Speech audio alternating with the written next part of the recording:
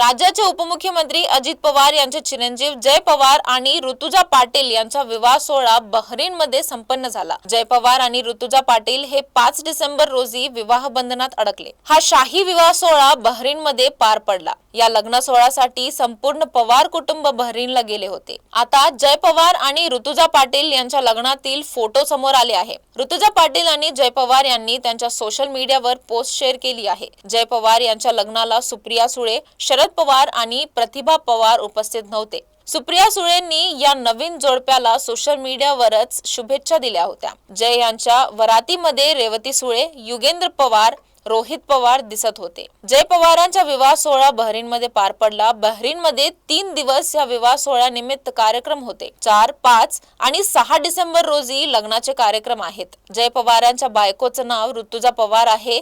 ऋतुजा या फलटणचे आहेत। Social media company सांभाळणारे प्रवीण पाटील यांची त्या कन्या आहेत। या लग्न सोहळ्याला संपूर्ण पवार आणि पाटील कुटुंब उपस्थित होते। या दोन्ही कुटुंबांनी फक्त 400 लोकांनी लग्नासाठी बोलावले होते।